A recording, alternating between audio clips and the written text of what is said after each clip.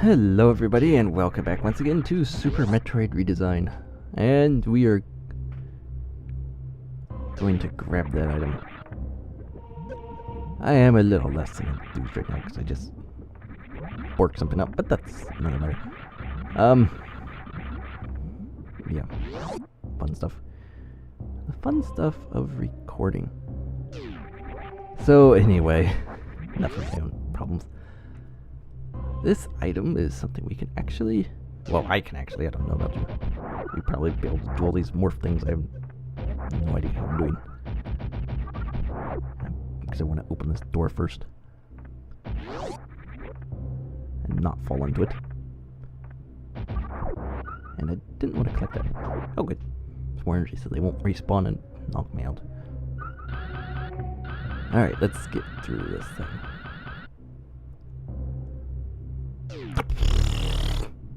I could just, yeah. I can bork it up entirely. Okay, well, we're gonna do this again. I know I can get this. It's not that difficult. This is not that difficult. But anyway, I do kind of like that about this hack. There's a bunch of obvious item spots where, hey, there's something here. But depending on your skill with this game in particular,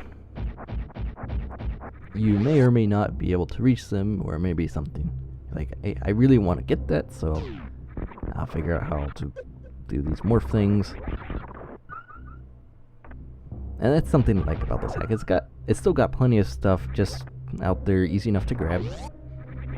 But it's also got stuff for, come back here. There we go. It's also got stuff that people who like trying to get these more, and that's not going to work. People who like trying to get these more challenging things are going to have something to do as well. There we go. I know I caught it this time. Maybe Shinesparks through here. That's much better. I hit a slope, didn't I? Yes, I did. That's interesting. And a super missile. We could always use more super missiles. Actually, why is there... Oh, hey, phone. Why is this tunnel here? You could go back through the door and have it spit you out beyond those speed booster blocks. Oh, good lord. Good grief. I don't know why he did that. Oh, wait, yeah, I'm an idiot. I know exactly why Drew did that. Because he actually likes stuff making sense. So... walking back through a door, even though it could put you beyond the speed boost blocks and you can play freely, nothing happened, it wouldn't make sense for those speed boost blocks to still be there, so yeah, that's pretty much what that was. Is a sense-making thing. And with something like that, you can actually do that with one door where you have the door in the middle like normal, but you have the morph tunnel on top or bottom, or both even. Those could be the same door. Like, the whole scroll block could be made into a door tile. That whole side, top, bottom, left, right, doesn't matter. The whole thing could be the door tile. As long as it connects that properly in the other room it's connecting to, it's fine, nothing will be a problem. But one thing to keep in mind with the door caps, the bubble doors, like bubbles, with those, if you have the door bubbles in the middle, and you have a morph tunnel on top, below, or whatever, the door cap will close even if you're going through the morph tunnel, because the game reads, hey, I should close the door cap, and it has the coordinates in the door editor or wherever, where the door cap should shut. So if you want to make it look more authentic or whatever, going through those doors and not having the door bubble suddenly close even though Samus never went through it, you would need a second door for that. That's just something to keep in mind. Anyways, through this wonderful mess of stuff is where Lower Norfair is. Eventually, we'll get here.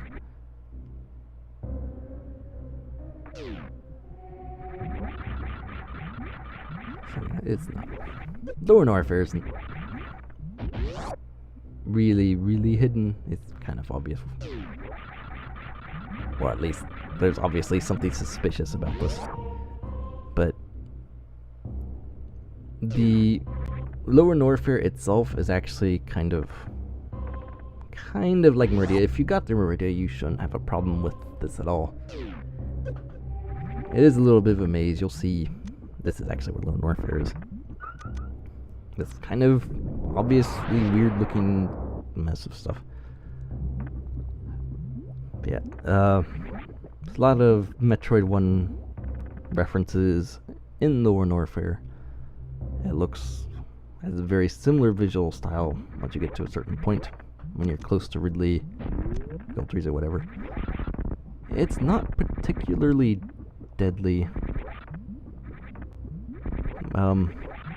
It is, I mean, it's Lower Norfair, there's acid, there's strong enemies. So if you're not careful, you'll obviously be in trouble. I mean, there's Ridley and Gold too, but there's nothing really. You have Screw Attack. Gold I believe, is actually the biggest threat in here. But we won't get to him until after Ridley, actually. And we have sudden music change just because it's Lower Norfair, so it's obviously deadly. And I could actually turn ice back on. Actually, I can't even freeze these guys, and you know what? I'll make Appy happy. I'll be less powerful, make more trouble for myself by turning this ice beam off. Just because, no reason whatsoever. I don't know. So yeah, Great Order, this kind of gives you an idea of how this is going to work. Basically, power bomb when in doubt. Get up there, thank you. That's really all you have to do. It's not very complicated. It is a bit of a maze, but like I said, Meridia is much worse. And when you get to the Metroid... Good grief. Work with me, Space Jump. When you get to the Metroid 1 area, you'll know you're close to both Ridley and Gold Chorizo. And the Metroid 1 area is kind of strange. It's like a lot of looping back on itself. And actually there's the exit, good grief, hi, into the grapple beam room, which, if you remember, there was a little tunnel above where we got grapple beam. That's where the exit from Lower Norfair is. It's one exit, but we probably won't be using it because there's really nothing around there we want.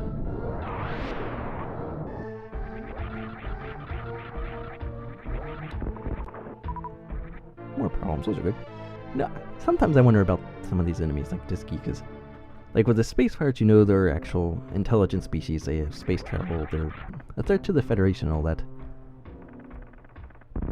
But what about creatures like Deskigas? Like Gamers, it's pretty safe to assume they're sort of mindless little creatures walking around. Are they an intelligent species that work with the space pirates or whatever? I don't know. What about these Violas or whatever? Like, what are Deskigas? Are they a native creature here that just... I have no idea. It's like, to a certain extent, it's like all of the enemies on the planet are technically space pirates, even if they're not the species. Because they're always around the pirates.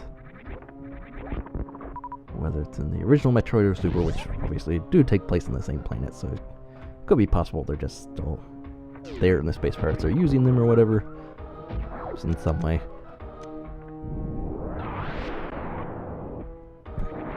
But yeah, I don't know, it's an interesting question to think about. It's like, are they also with the space pirates? Are they an intelligent species that decide to work with them? It's like, even Grade. What is Grade? Is he a space pirate?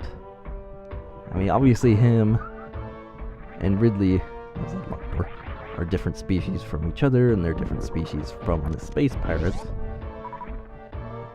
So, while Space Pirate is a species, also probably...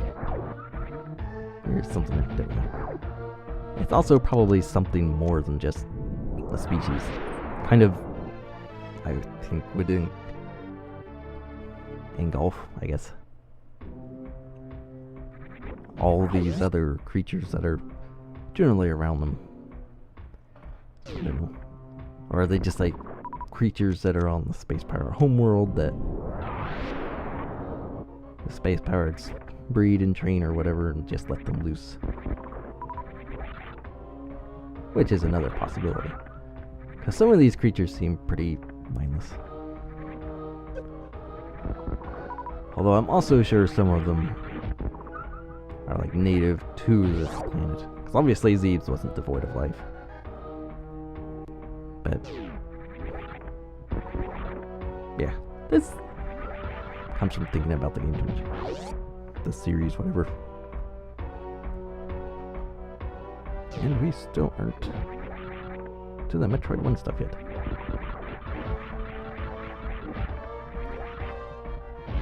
Yeah, there really isn't too much.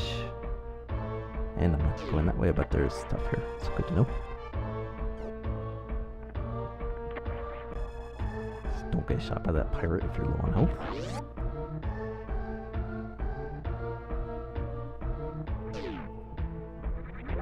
Hello. It's not just jump in front of your face and taunt you. I jumped into that pirate. You don't get to kill that. Okay, so let's see what's more slopey stuff. Fine, go away.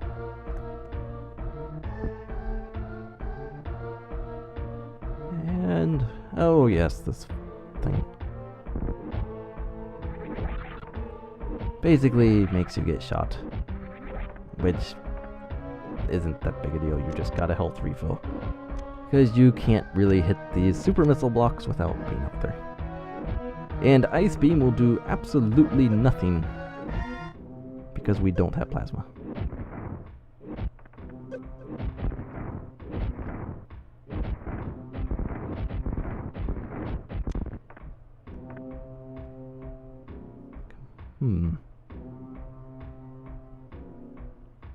Now I'm curious. Oh, there's an item right here.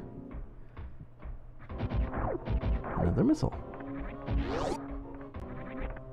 I kind of want that. That's probably a speed booster, isn't it?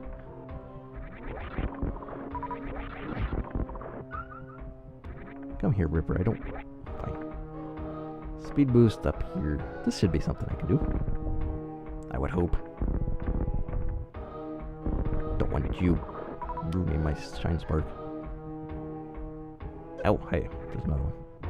Where'd you come from? Okay. Good grief, Screw Attack. And this is where Screw Attack can sometimes bork you, because faster horizontal jumps, and if you press up while you're in the air, guess what? Your old Shinespark. And not even doing that. Grief.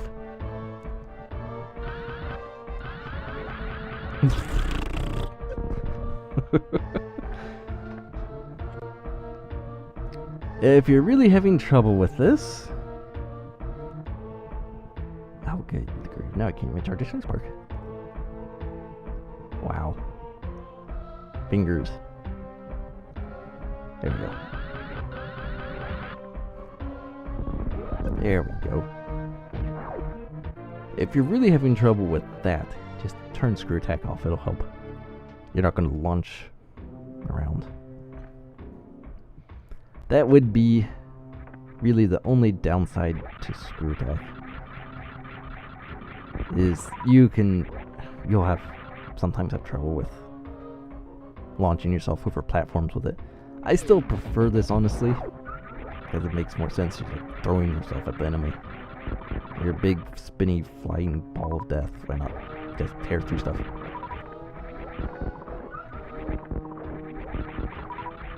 But you do have to get used to different horizontal movements.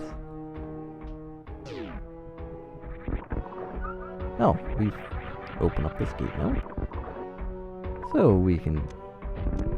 don't have to go through all that, and we can refill. Who doesn't like a good refill? What? Do space pirates use those stations? Because if not, why are they on the planet, period? And why are they close to Ridley? Close-ish, anyway.